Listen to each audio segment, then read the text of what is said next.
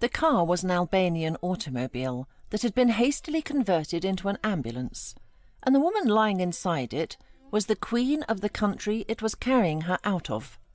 It was April 1939. She was 23 years old. She had given birth to her first child 2 days earlier, and she was still bleeding from it, still feverish, still unable to sit up unassisted, when the men around her decided she could not stay.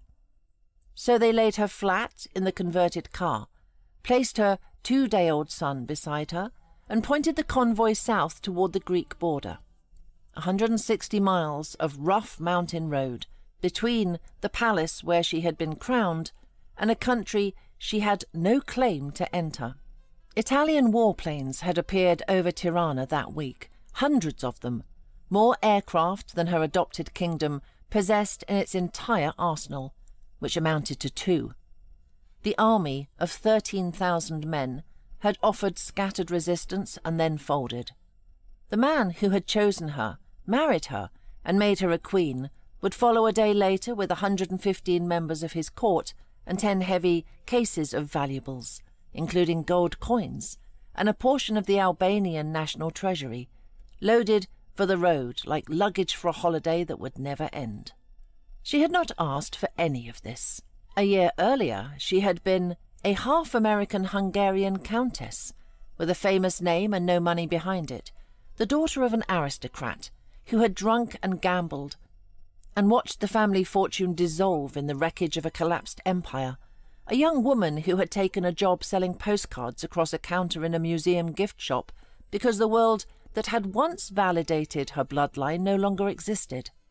Her face had been photographed at a debutante ball, and the photograph had travelled, as photographs do, until it reached the desk of a self-made king who had survived more than 50 attempts on his life, a man who had killed his own would-be assassin in the corridors of Parliament and lived to give the speech anyway. He saw the picture. He decided he would make her his queen. He summoned her to a country she had never seen, married her within months, crowned her, and within a year lost everything. She would reign for 345 days. She would then spend the next 63 years in exile, moving across 9 countries on 3 continents, before returning at the very end of her life to die in the same city she had been driven out of, in that converted ambulance. The math of it is almost too tidy to believe, and yet every figure is documented. 1 king, 1 queen, 1 child, 345 days on the throne, and 63 years carrying the name of a kingdom she could not enter. This is the story of a woman who was chosen for a bloodline the wars had already rendered worthless, raised up by a photograph, and crowned just in time to be carried out over the mountains. This is the story of a queen who held a throne for less time than it takes to grow a single harvest, and who carried the title for the rest of her life. In today's episode of Old Money Allure, we trace how Countess Geraldine Apponyi, Apponyi, born in a Budapest Catholic hospital to a Hungarian aristocrat and a Virginia diplomat's daughter, lost her family's fortune in 2 world wars, took a job selling postcards at the Hungarian National Museum, was discovered by photograph, was married to King Zog I of Albania in April of 1938, was crowned queen, gave birth to a crown prince 2 days before Mussolini invaded her country, fled with the national gold in an ambulance, and lived in exile across 9 countries on 3 continents before returning to Albania in 2002 to die in the city she had been driven out of 63 years earlier. Hello and welcome to today's episode on old money and the history of wealthy families around the world. My name is Elizabeth, and I'm your narrator for this episode. And if you'd like even more on the hidden history of wealthy families, be sure to visit the first link in the video description to get access to our free Substack newsletter, where we have many years of extra videos and secret content. That being said, thank you for your time, and let us begin.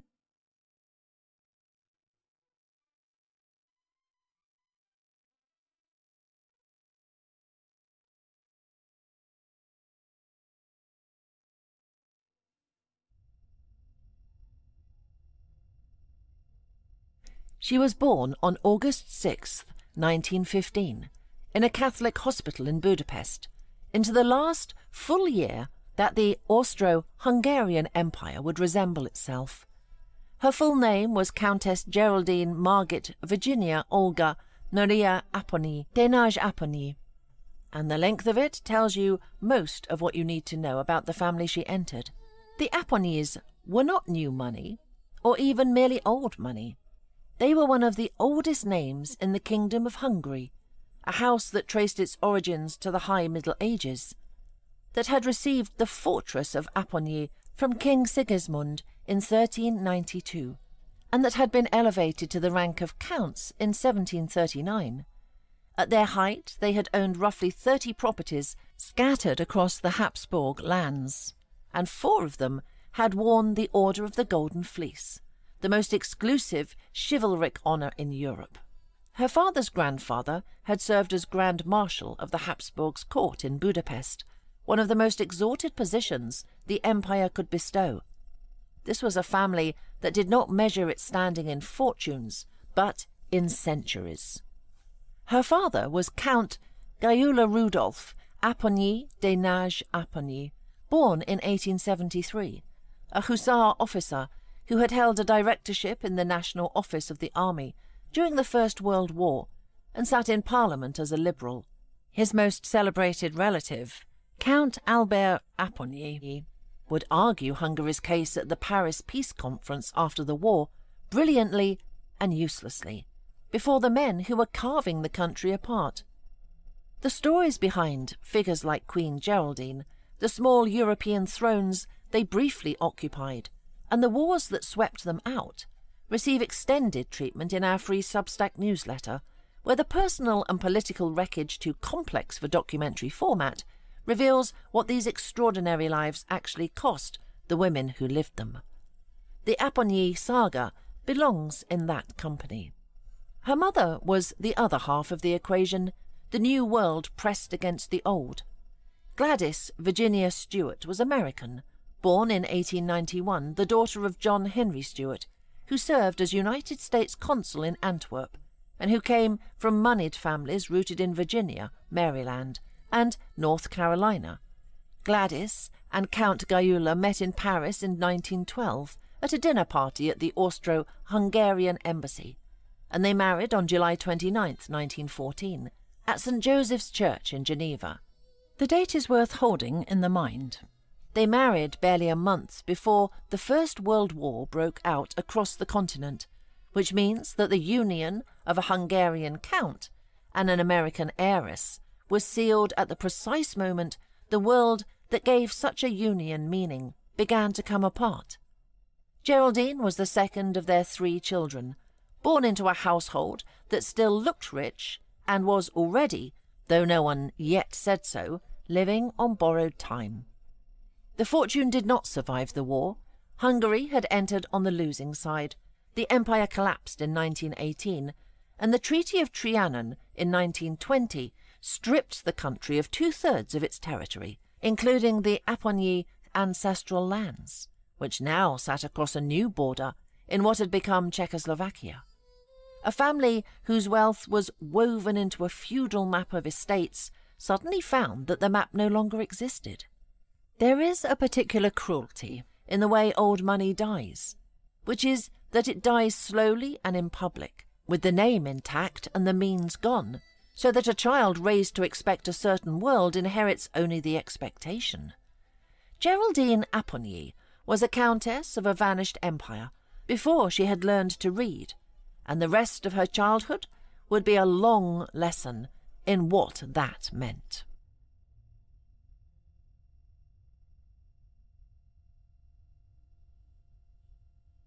The defining loss of her early life arrived in 1924, when Geraldine was 9 years old, and her father, Count Gyula, died.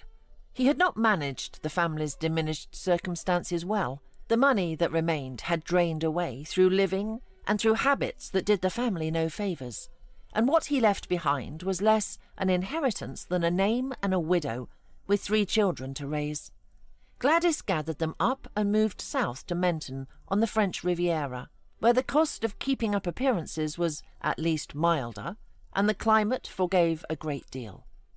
2 years later, in 1926, she remarried, this time to a French army officer named Gontran Giroux, and half-siblings followed. For a child who had lost a father and a country in the space of a few years, France must have felt like a kind of exile already, a rehearsal for the much longer one to come.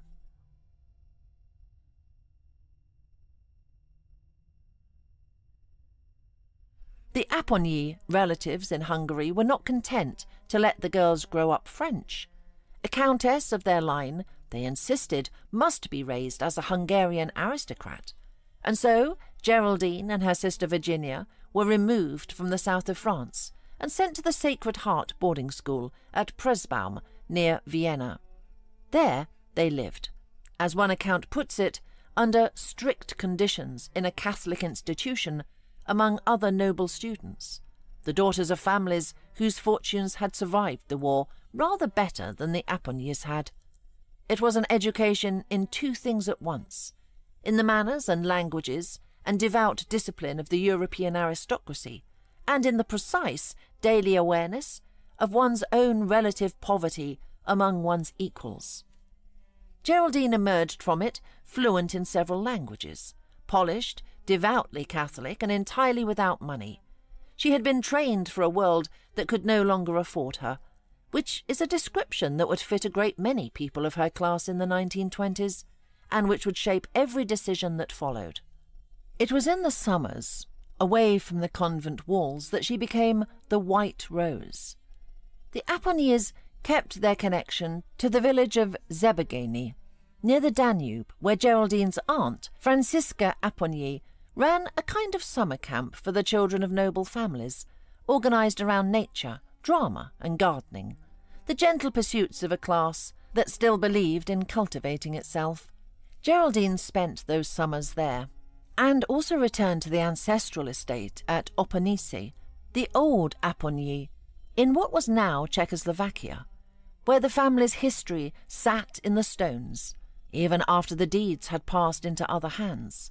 Her aunt, watching her among the other children, gave her a name. She called her the White Rose, in recognition of a particular kind of beauty, fair and quiet and self-possessed, and the name held. It is the sort of detail that sounds invented in hindsight, the pretty nickname that precedes the fairy tale, except that it was real, and it was earned years before any king had heard of her. The name would travel further than the village ever imagined. At 17, Geraldine came out of a ball held at the Karolyi Palace in Budapest, an event given by the Hungarian monarchists, the men who still dreamed of a restored crown in a country that had become a regency without a king. Photographs were taken of her that evening, the formal portraits of a debutante in her finest, and they were filed away as such photographs always are, mementos of a single night. Geraldine could not have known that these images would later cross a continent and end up in the hands of strangers. She was, at that ball, simply a beautiful young countess of an impoverished house, performing the rituals of a class for which the rituals had outlived the substance. The White Rose had bloomed for an aristocracy that could no longer pay for the garden, and she would soon have to find a way to feed herself.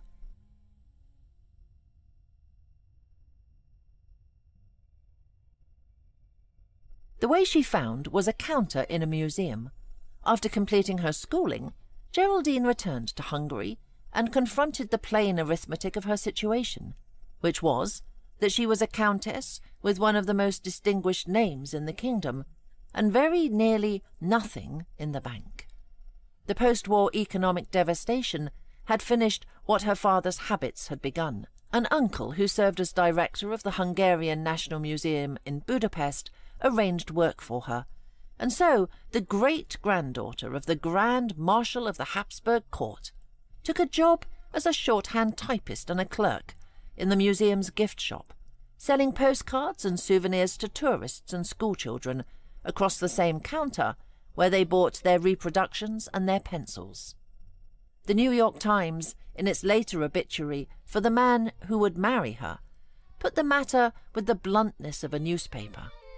She was at the time without wealth and selling postcards in an art museum in Budapest. There is a temptation to soften this image, to treat the gift shop counter as a charming interlude on the road to a crown, but it is better understood as the truth of her position laid bare. She was educated in 3 languages, raised among the highest aristocracy of Central Europe, devout, disciplined, and beautiful. And she was selling postcards because the entire structure that had given her name its meaning had been dismantled by the war. She also tried the stage for a moment, playing Mimi in a production of La Bohème at the Budapest Opera Ball, and being well received by the audience, which tells you she had presence as well as breeding. But the museum counter was the daily reality.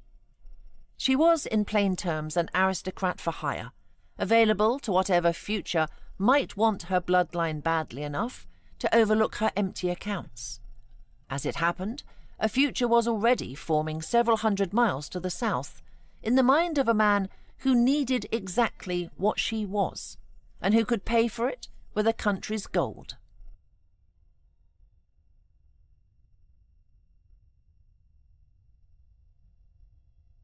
To understand what happened to Geraldine, you have to understand the man who sent for her, because he was not a hereditary monarch, and he was not a fairy tale prince.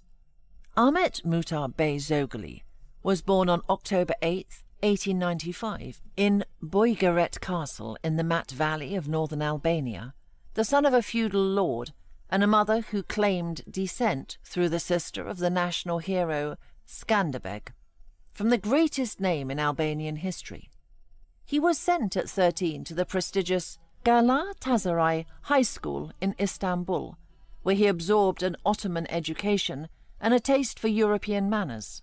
He fought in the Balkan Wars at 17, fought on the side of Austro-Hungary in the First World War, and when Albania stumbled into independence out of the wreckage afterward, he climbed through the chaos with a speed that left observers breathless.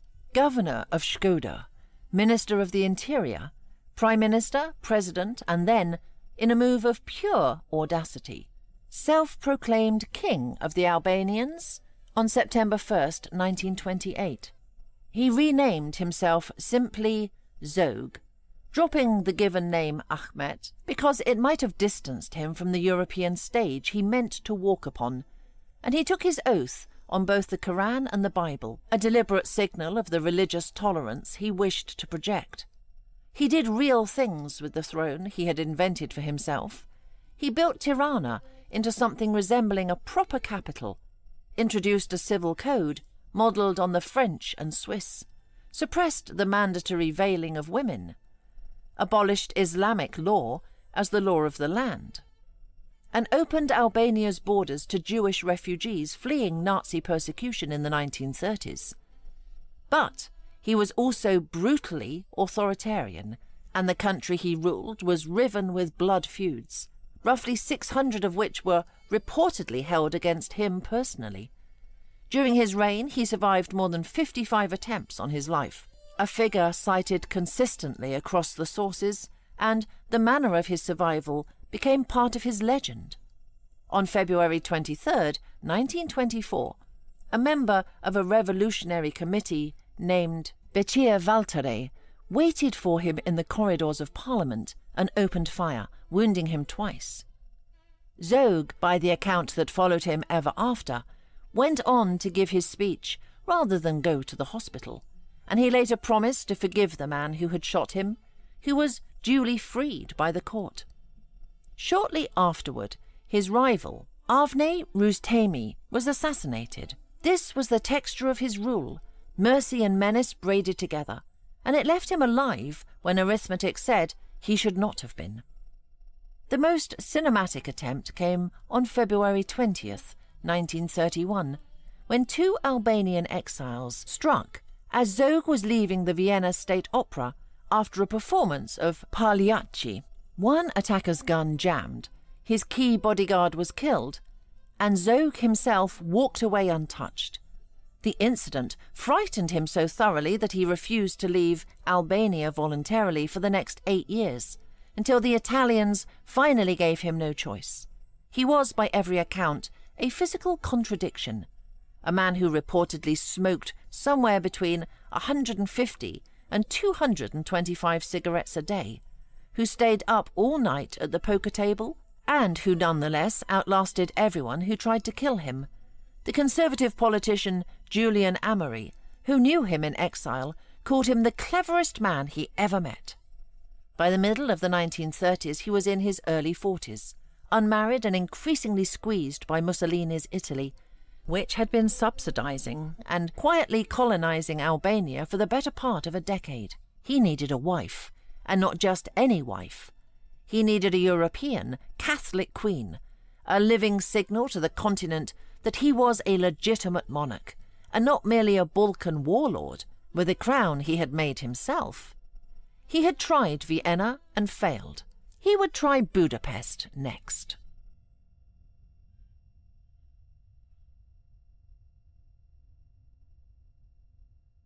The search for a bride ran along the channels that such searches ran along in that world, through envoys and intermediaries and the careful inquiries of relatives.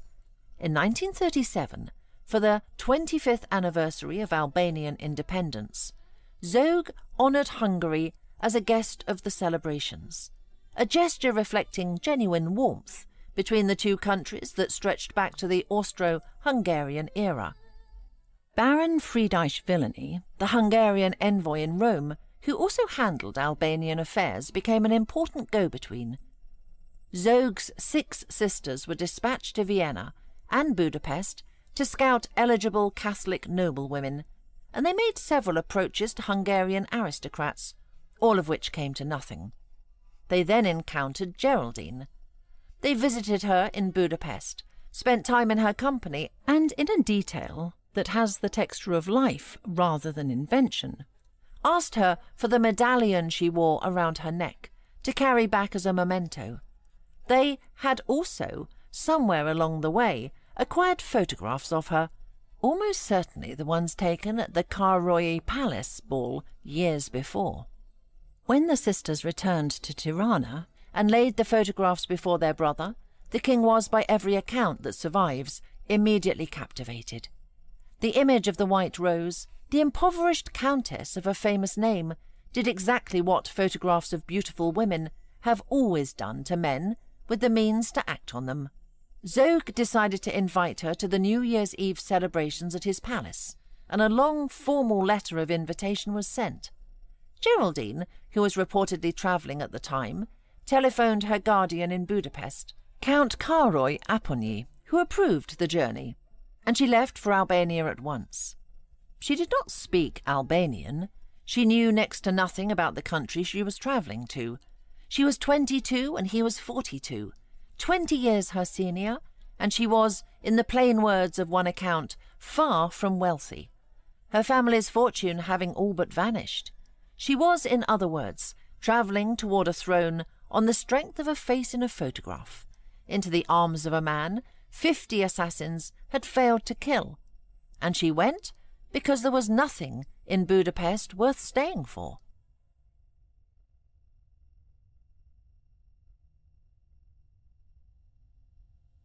She arrived in Tirana on December 30th, 1937, and the speed of what followed is difficult to credit even now. The next evening, at the palace ball welcoming the new year, she was introduced to King Zog I.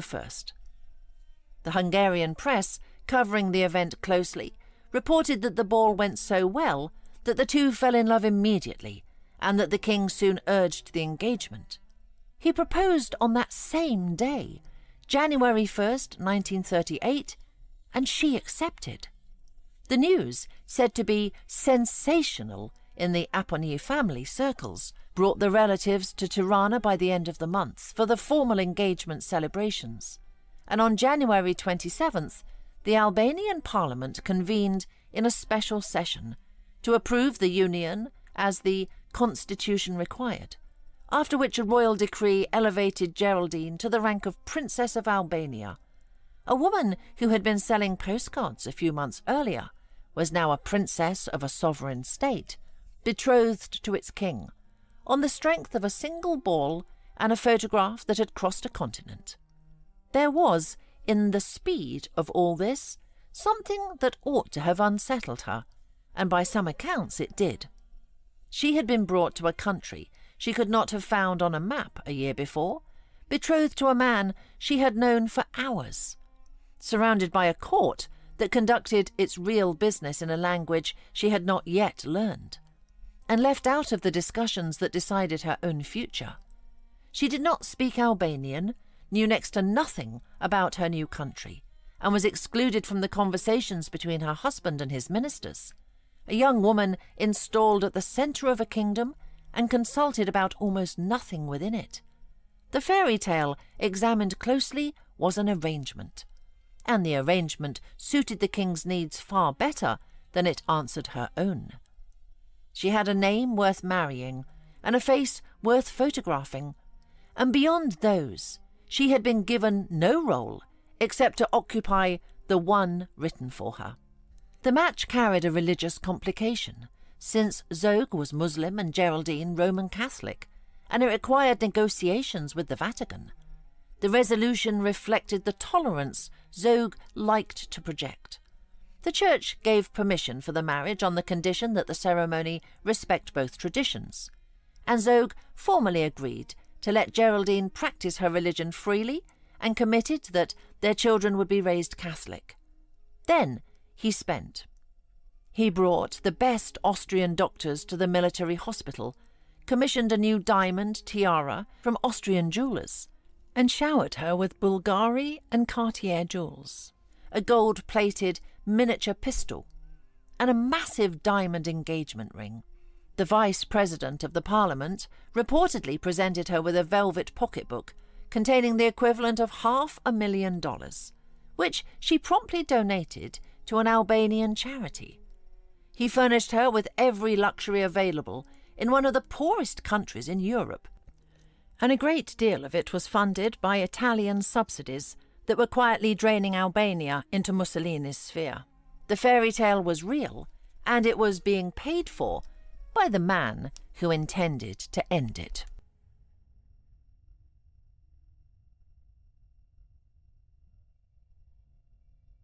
The wedding took place on April 27, 1938, in the flower-decked hall of the Royal Palace in Tirana, a civil ceremony, as the constitution required for a Muslim king marrying a Catholic countess.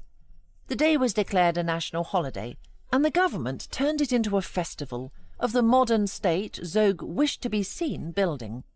It opened the new road between Dores and Tirana, inaugurated the new airport, staged a military parade, and paid the wedding expenses of 100 other Albanian couples who married that same day. The date chosen to echo the marriage of the national hero Skanderbeg and his wife Donika centuries before. Geraldine had woken at 6 that morning despite a sedative, and as the household stirred, the women of her family began, in the Hungarian way, to weep. She wore a pearl and diamante wedding dress from the house of worth chosen by Zog himself without consulting her, though the fit was perfect. Her mother placed a white gold chain with a diamond cross around her neck. Her coronet was of orange blossom, and she had 6 bridesmaids, all in white. Her tiara, the one commissioned from the Austrian jewellers, was worked with white roses for the bride's nickname, and the heraldic goat from the king's coat of arms. The ceremony itself lasted 3 minutes.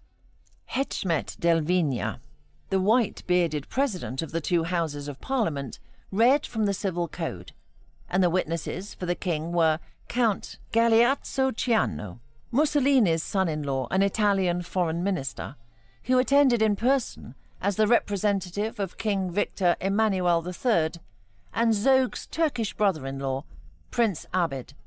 The witnesses for the bride were her guardian Count Charles Apponyi and Baron Vigliani. At the ceremony, Zog placed on the fourth finger of Geraldine's right hand a blue 14-carat solitaire diamond ring, matched to the blue-white one he had given her at the engagement. A 101-gun salute followed, bells rang across Tirana, and the couple stepped onto the balcony to wave to thousands crowding Skanderbeg Square. The reception featured a wedding cake 3 meters wide, which the Queen cut with the King's sabre, and one of the most famous Hungarian gypsy orchestras, brought from Budapest by the Apponyis, played her favourite tunes until, to the horror of the King, his bride began to cry. 79 foreign photographers and journalists had crowded into a city whose few hotels could barely hold them. The wedding gifts read like a weather report on the coming storm. Mussolini sent 4 bronze vases, once owned by Napoleon. King Victor Emmanuel III sent an antique bronze dragon. Regent Horthy of Hungary sent a phaeton and 4 Lipizan horses. The dictator Metaxas of Greece sent oriental rugs. Franco of Spain sent an elaborate writing desk. And France sent a Sèvres porcelain service. And Adolf Hitler sent a car. It was a scarlet, supercharged Mercedes-Benz 540K, an open sports car, and the gift is no apocryphal legend. It is confirmed by the surviving correspondence. Hitler's letter of April 19th, 1938, announced that he was presenting, through his minister in Tirana, the newest automobile of the Daimler-Benz factory, an 8-cylinder sporty Mercedes cabriolet, type 540K, with compressor, to be delivered personally by the factory director, Jacob Verlin. Zog's reply on May 9th, 1938 confirmed that Verlin and the German minister had handed over the beautiful sports Mercedes convertible in Hitler's name. It was the car in which the king and his new queen drove to their honeymoon, a wedding present from the man whose ally would invade them within the year. Geraldine was now Queen Geraldine of the Albanians, 22 years old, reportedly the second youngest queen in the world after Egypt's Queen Farida, and Mussolini, who had wanted an Italian bride on that throne, was furious. The wedding had been magnificent. It had also been held on borrowed time, with borrowed money, in a country that was already being taken.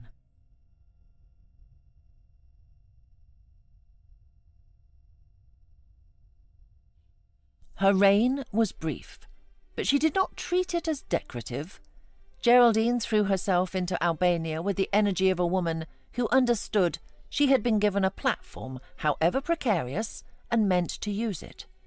She led the Albanian Red Cross, extending its reach into rural communities and visiting hospitals, orphanages and villages in person, in a country where the distance between the palace and the peasantry was vast and rarely crossed from above.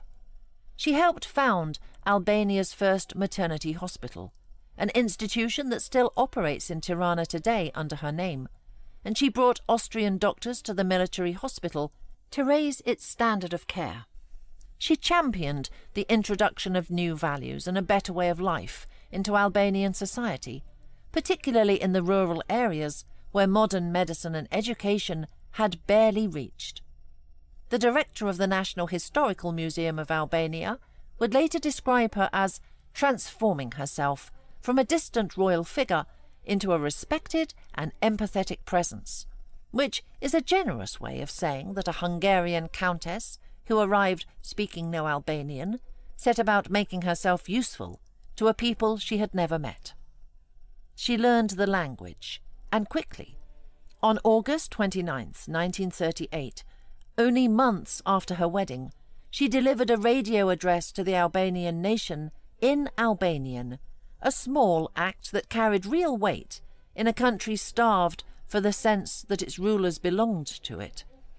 On November 28, 1938, Albanian Independence Day, she and the king both addressed the people over the airwaves as Radio Tirana officially began broadcasting, the Queen lending her voice to the founding of the country's first national radio. She was building hospitals, learning the language, appearing in public, and making herself, in the brief time she had, into something like a real queen, rather than a photograph that had been mailed across the Adriatic and installed on a balcony. But the money behind all of it was not Albania's. Much of what Zog was spending had been given to Albania by Italy, done to curry favour with the king, and Italian advisers sat throughout the Albanian government, watching. The jewels on her hands and the medicine in the new hospitals were funded by Mussolini's treasury, and Mussolini was the kind of creditor who collected in full. Every good thing she built that year was built on a loan from the man who was preparing to take the country out from under her.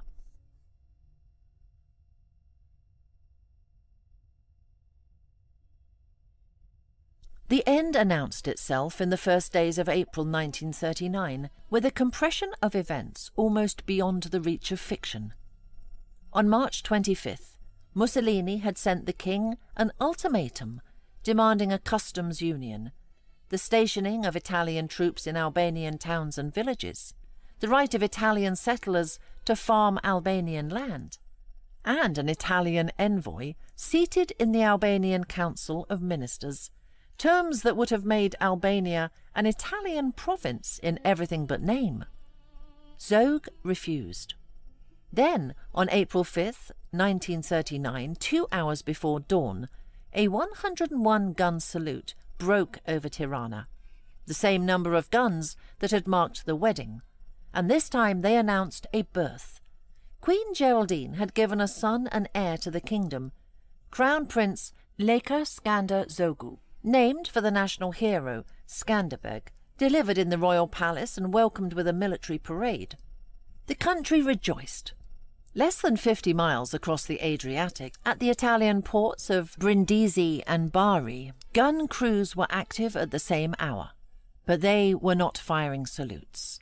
They were loading warships, transports, and 384 warplanes. 2 days. That is the entire interval between the joy and the catastrophe, between the salute for the prince and the planes over the palace. On April 7th, 1939, Good Friday, the Italian army invaded. Warships appeared at 4 Albanian seaports, including Doras, only 25 miles from the capital, and troops were landed while fascist planes circled overhead, dropping leaflets that announced friendly Italian troops were arriving to re-establish order, peace and justice. The Albanian army of 13,000, hollowed out by years of Italian advisers, offered only scattered resistance, and within 2 days the Italians had occupied every strategic point, at a cost of 21 killed and 97 wounded. Count Galeazzo Ciano, who had stood as the king's wedding witness barely a year earlier, arrived in Tirana to assemble a provisional Albanian government in the conqueror's service.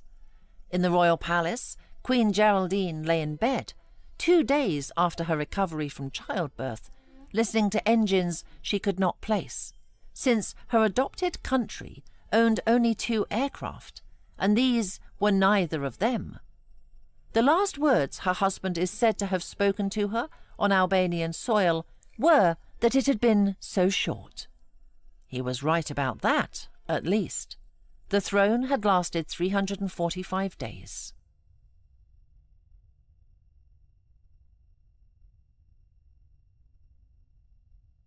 The escape was brutal in its speed and in what it cost the Queen's body. Zog loaded his 23-year-old wife and his newly born son into the Albanian automobile, converted into an ambulance, and sent them with an escort over a 160-mile stretch of rough road into neighbouring Greece.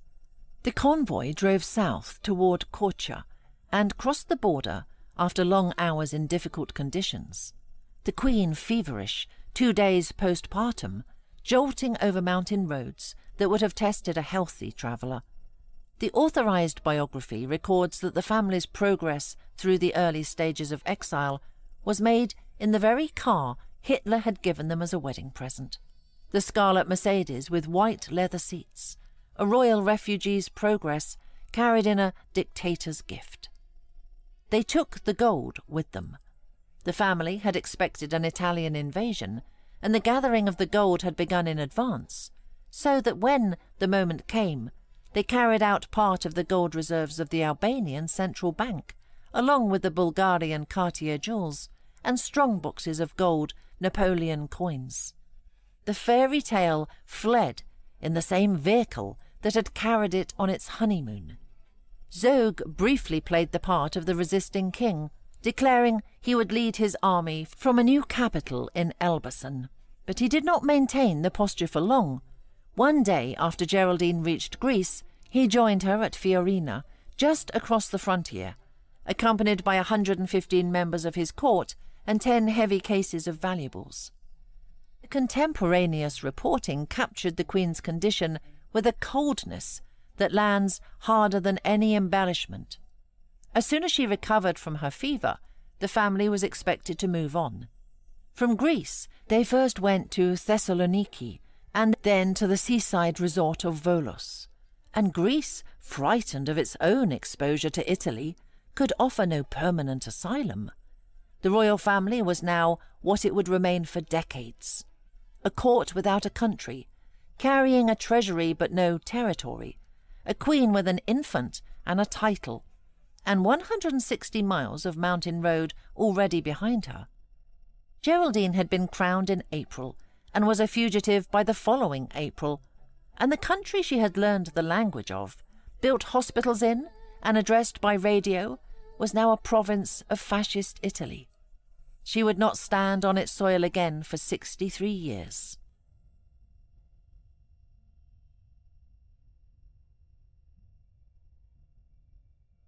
The road out of Greece became a wartime itinerary that reads like a map of Europe falling apart.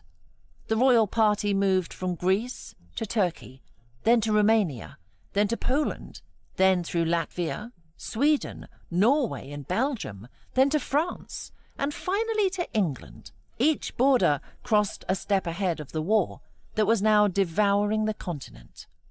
In France they settled briefly in Versailles, where Zog intended to organise his plan for the liberation of Albania. But France fell to Nazi Germany in June 1940, and their escape from it was helped by Prince Mehmed Orhan Osmanoğlu of the Ottoman imperial dynasty, who served as Zog's aide-de-camp. They reached England and took up residence first at the Ritz Hotel in London, where Zog rented an entire floor and funded an ostentatious life from the Albanian gold he had carried out in those 10 heavy cases. The gold, of course, was finite.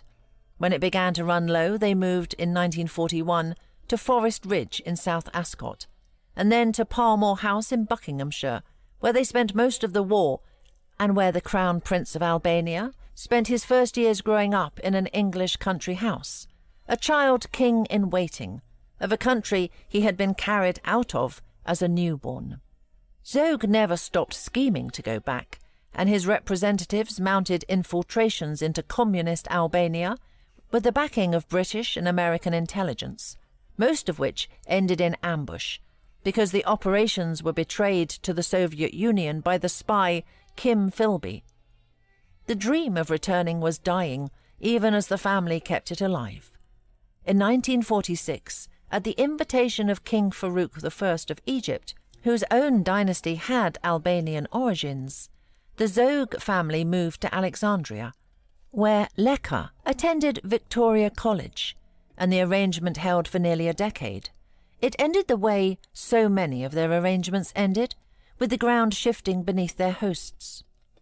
When Colonel Nasser's officers overthrew Farouk in the coup that followed, Queen Geraldine reportedly watched through binoculars as the Egyptian king boarded his yacht at Alexandria and sailed into his own exile, one deposed royal observing the departure of another, a scene that could stand as the emblem of her century. There was an American chapter to the wandering as well, brief and strange. In 1951, Zog purchased the Knollwood estate at Muttontown on Long Island, a 60-room mansion fit for a restored monarch, and then made the curious decision never to live in it, so that the great house fell into ruin and was sold off again in 1955, without the royal family ever having properly inhabited it. It is a small episode, but a fitting one, a king buying a palace in a country he had no claim to, and then declining to set foot in it, the habit of acquisition outliving any purpose the acquisitions might have served. The family moved back to France in the mid-1950s, where they would remain for the rest of Zog's life, and where, the sources note dryly, they left behind a trail of bad debts. The fortune that had seemed inexhaustible when it filled 10 cases in 1939 had been consumed by 16 years of stateless, extravagant wandering across 9 countries. King Zog I died on April 9, 1961, at the Foch Hospital in Suresnes, west of Paris, aged 65. The cause was not officially disclosed, but decades of an unhealthy life and the smoking, that by the end reportedly reached upward of 200 cigarettes a day, had done their work, and the man who had survived more than 55 assassins died in a French hospital bed of his own habits. He was buried at the Cimetière Parisienne de Thiers, though his remains would eventually be repatriated to Tirana in 2012. In a function room at the Hotel Bristol in Paris, an Albanian National Assembly in exile proclaimed his son King Leka I, and Geraldine took the title Queen Mother of Albania, devoting the remainder of her long life to asserting her son's claim to a throne that no longer physically existed. She was 45 years old, widowed, the dowager of a vanished kingdom, with a son who would now spend his own life chasing the country his parents had fled. Leka chased it with a recklessness that turned the family saga into something close to farce. He married the Australian Susan Cullen Ward in Biarritz in 1975 and was befriended in Madrid by King Juan Carlos I, until Spanish authorities discovered that he kept not only Thai bodyguards, but an arms cache in his home, and asked him to leave. His departure produced one of the strangest episodes of the whole story. His plane stopped in Gabon to refuel and found itself surrounded by troops reportedly hired by the Albanian government to seize him, whereupon Leka appeared at the aircraft door holding a bazooka, and the soldiers backed away. The family eventually settled at a large compound near Johannesburg, given diplomatic status by the South African government, and there in Bryanston, in 1982, a grandson, Leka II, was born. When the post-communist Albanian state collapsed into chaos in 1997, amid the implosion of the country's pyramid schemes, Leka returned and drew 2,000 supporters, and a referendum on restoring the monarchy was held that June. It gave the restoration roughly 35%, a rejection by about 2/3, which Leka disputed as fraudulent, having attended the rally surrounded by armed guards carrying assault rifles and grenades. An armed confrontation between royalists and police in Skanderbeg Square left one royalist dead, and Leka was tried in absentia for sedition. It was the closest anyone came to putting an Albanian monarch back on the throne, and it failed. The end of Geraldine's story turned, at last, toward home. In 2002, 72 members of the Albanian Parliament signed a document inviting the royal family back, and on June 17th, the Parliament formally passed the decision. On the morning of June 28, 2002, the royal plane landed in Tirana from South Africa, and Queen Geraldine, 86 years old, frail and in poor health, set foot on Albanian soil for the first time in 63 years, accompanied by her son, his wife, and her grandson Leka II, who was seeing the country for the first time in his life. The Albanian writer Ismail Kadare called her return a rare example of dedication and devotion in this century. She had little of the century left. Within months, her health collapsed. She was admitted to the military hospital in Tirana with lung disease, suffered at least 3 heart attacks, and on October 22, 2002, the last of them killed her. She died at 87 in a military hospital in the same city where she had been crowned, where she had given birth, and which she had last seen through the windows of a converted ambulance 63 years before. There is no symmetry to the geography of her ending that no novelist would dare to write. She had been crowned in Tirana, had built her hospital in Tirana, had given birth to her son in the royal palace of Tirana, and had been driven out of Tirana along 160 miles of mountain road while she was still bleeding. And it was to Tirana that she came back to die, into a military hospital not far from the palace she had once decorated as queen. The long arc of her life closing on the precise point where it had briefly soared. The country she had ruled for less than a year had taken 6 decades to let her return, and it gave her only 4 months on its soil before the last of her heart attacks ended her. She was buried with full military honours, with a funeral oration at St. Paul's Cathedral on October 26th, and interment in the Shara Cemetery, and later reburied in the Royal Mausoleum in Tirana. In 2004, her grandson accepted on her behalf the Mother Teresa Medal, awarded posthumously by the Albanian government for her charitable work, the country crediting the Red Cross visits and the maternity hospital she had built in her single year on the throne. That hospital still bears her name, and on the 18th anniversary of her death, a great-granddaughter was born in it and named Geraldine. In 2022, a statue of her, donated by the Hungarian embassy, was unveiled in Tirana. The arithmetic of her life is the most extraordinary thing about it, and the hardest to sit with. 345 days as a reigning queen, and 63 years carrying the title of a kingdom she could not enter. She was chosen for a bloodline that the wars had already made worthless, summoned by a photograph, funded by a dictator who meant to swallow her country, and crowned just in time to be driven out. The White Rose of Hungary got the marriage and the crown she had been promised. She also paid for them across the whole remaining length of her life, in 9 countries on 3 continents, and she paid in full. And now we'd like to see you in the comments. Do you think Queen Geraldine got the marriage and the crown she was promised? Do you think she paid an impossible price for both? We look forward to hearing your personal thoughts below, and thanks for joining us for another episode of Old